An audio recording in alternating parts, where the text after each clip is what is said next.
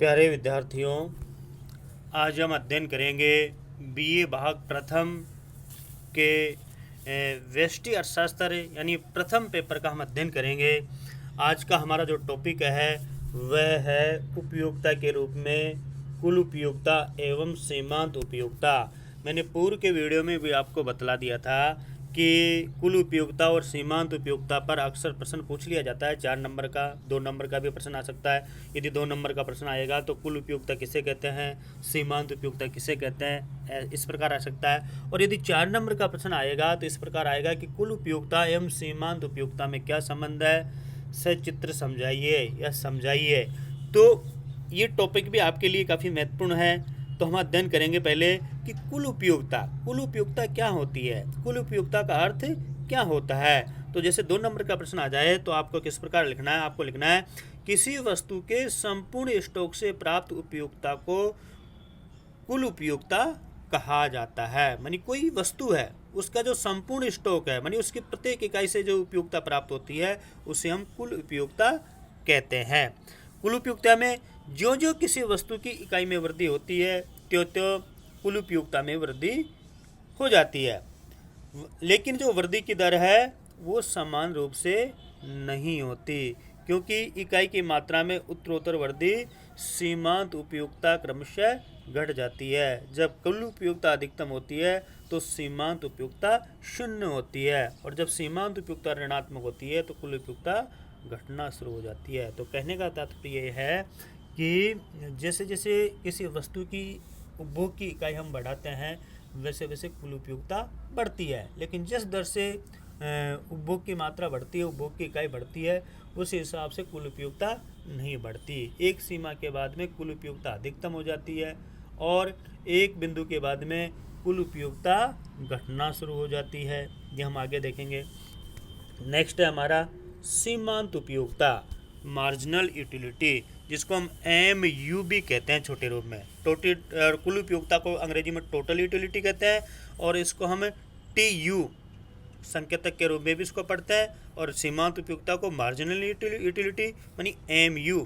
तो सीमांत उपयोगिता किसे कहते हैं, तो सीमांत उपयोगिता का अर्थ होता है कि अन्य बातें समान रहने पर वस्तु की एक अतिरिक्त इकाई में वृद्धि करने पर कुल उपयोगिता में जो वृद्धि होती है उसे हम सीमांत उपयोगिता कहते हैं। एक बार मैं पुनः आपको बता रहा हूँ कि अन्य बातें समान रहने पर वस्तु की एक अतिरिक्त इकाई में परिवर्तन करने पर कुल उपयोगिता में जो परिवर्तन होता है उसे हम सीमांत उपयोगिता कहते हैं। इसको हम सूत्र के रूप में भी ले सकते हैं। जैसे मैं आपको यहाँ लिख के बता रहा हूँ कि MU बराबर delta TU upon delta X। यहाँ पर एक सूत्र है सीमांत उपयोगिता ज्ञात करने का। ये MU का मतलब है सीमांत उपयोगिता, मानी अंग्रेजी का जो इसका अनुवाद है मार्जिनल यूटिलिटी, उसे हमने MU लिया तो ये हो गया सीमांत उपयोगिता। इसका सूत्र है MU बराबर डेल्टा TU। ये डेल्टा है, डेल्टा मानी ये परिवर्तन को बताता है, डेल्टा ऐसे ये परिवर्तन को बतलाता है। TU मानी कुल उपयोगिता total utility upon delta X मानी X वस्तु की इकाई में परिवर्तन है, वस्तु X की इकाई में परिवर्तन। तो सूत्र को भी यदि हम शब्दों में लिखें तो इस प्रकार लिख सकते हैं कि अन्य बातें समान रहने पर X वस्तु की इकाई में परिवर्तन होने पर कुल उपयोगिता में जो परिवर्तन होता है उसे हम सीमांत उपयोगिता कहते हैं। तो कई बार सूत्र भी पूछ लिया जाता है कि सीमांत उपयोगिता ज्ञात करने का सूत्र बतलाइए, तो आपको इस प्रकार ये सूत्र आपको लिख देना है।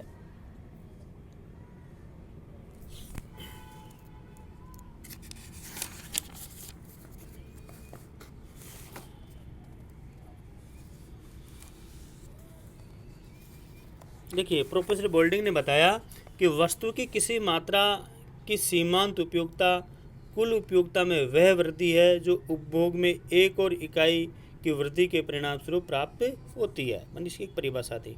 यहाँ भी आपके देखो ये सूत्र दे रखा है, वही जो हमने आपको बताया। X वस्तु की सीमांत उपयोगिता जिसको MUX दे रखा है यहाँ पर, मैंने यहाँ वस्तु को इंडिकेट कर रखा है, और ये सूत्र दे रखा है delta TUX upon delta QX है।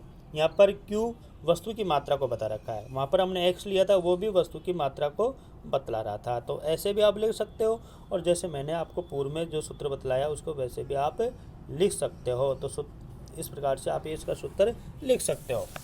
अब है सीमांत उपयुक्तता के रूप। सीमांत उपयुक्तता को 3 भागों में बांटा जाता है: धनात्मक सीमांत उपयुक्तता, शून्य सीमांत उपयुक्तता और ऋणात्मक सीमांत उपयुक्तता। धनात्मक सीमांत उपयुक्तता कब होती है? जैसे एक चित्र दे रखा है,